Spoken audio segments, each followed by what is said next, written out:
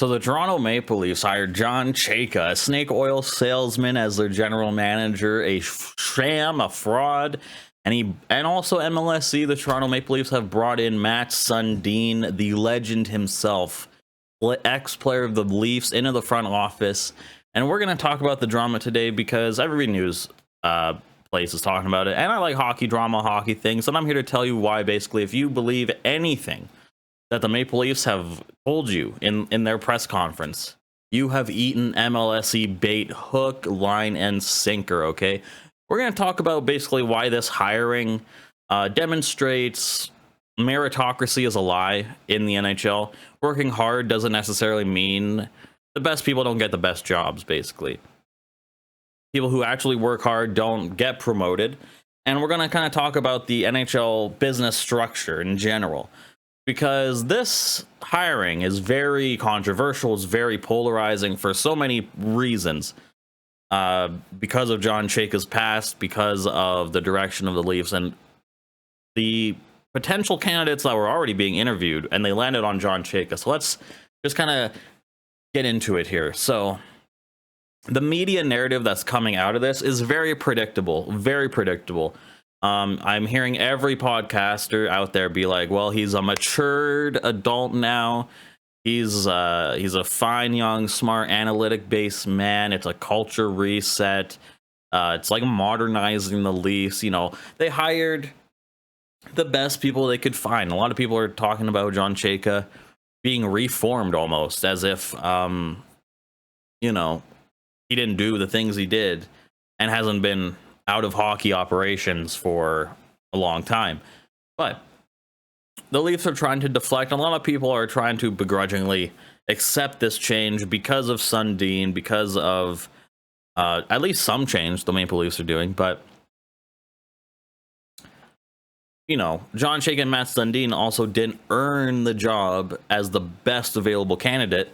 I think they were hired specifically because ownership wanted them to.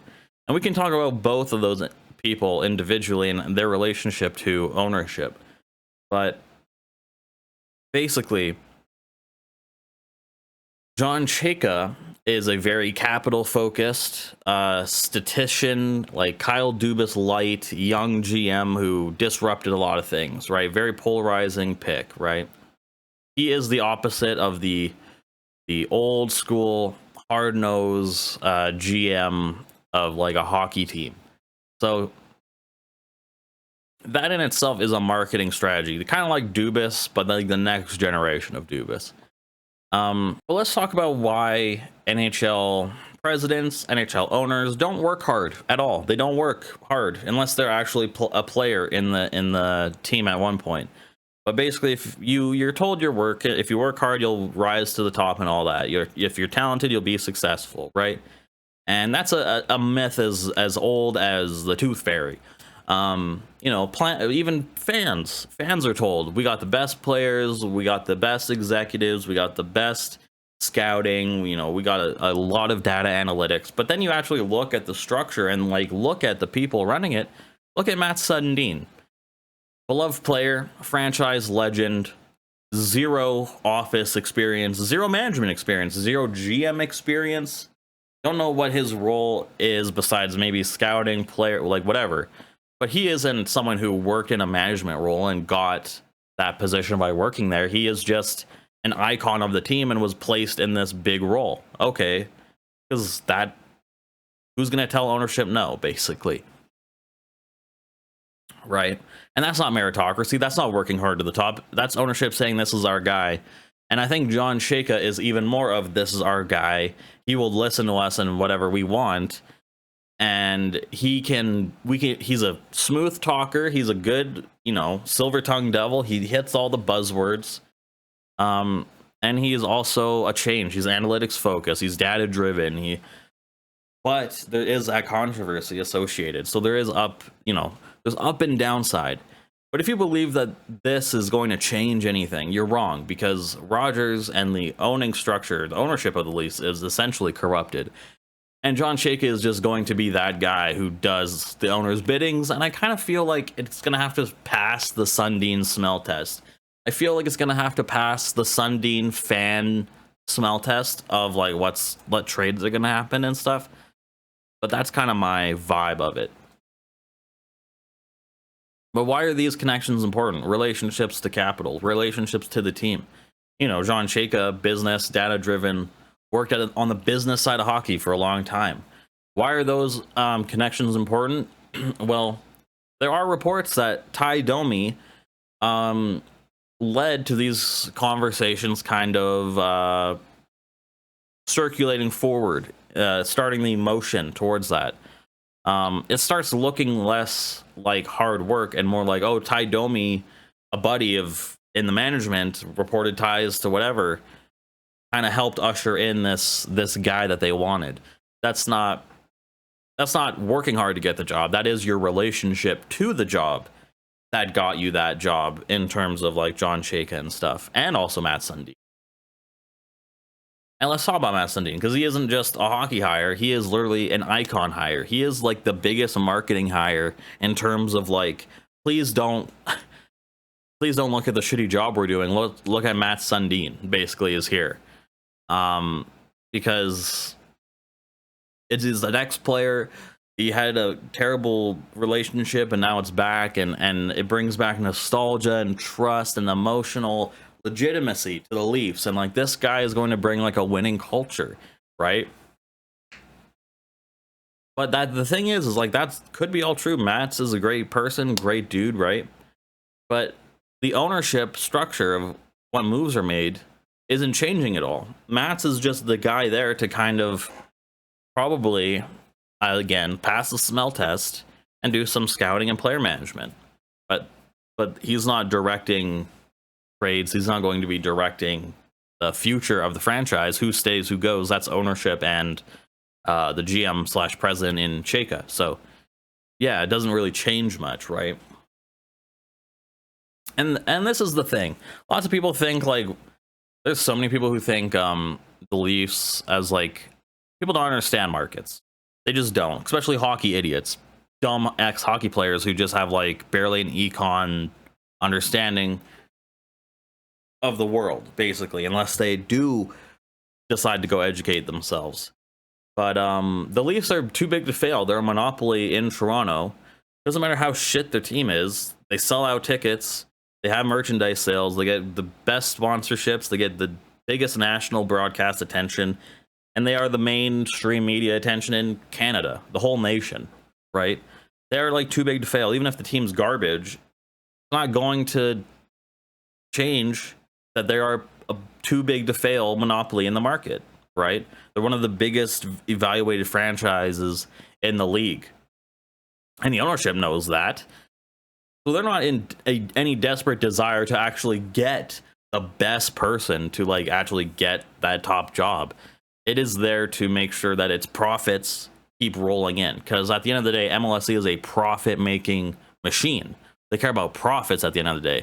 And hiring someone like John Chayka, business side, capital side, data analytics side, and they're already talking about AI cutting jobs, gutting the internal stuff, and being more data-driven.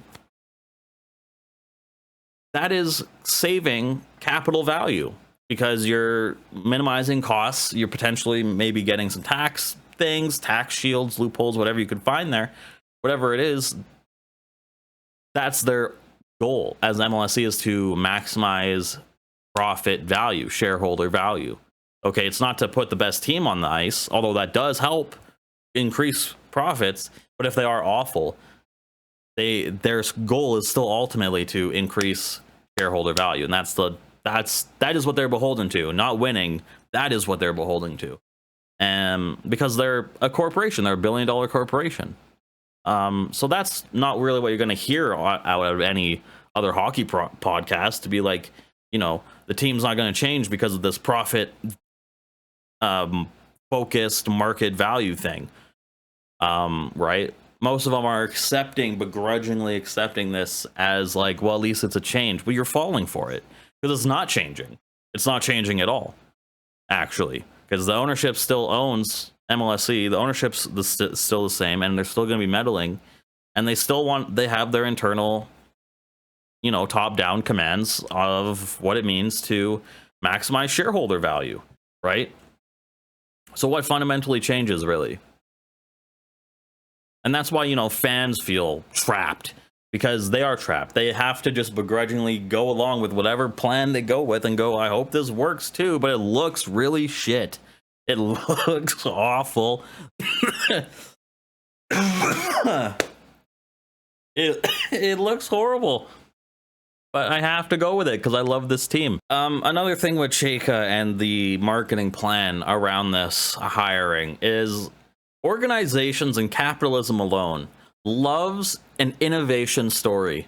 Loves we took this rusty, banged up thing and we cleaned it off, polished it off, and look at it. We innovated it, and this is the thing. Will it happen? I don't know.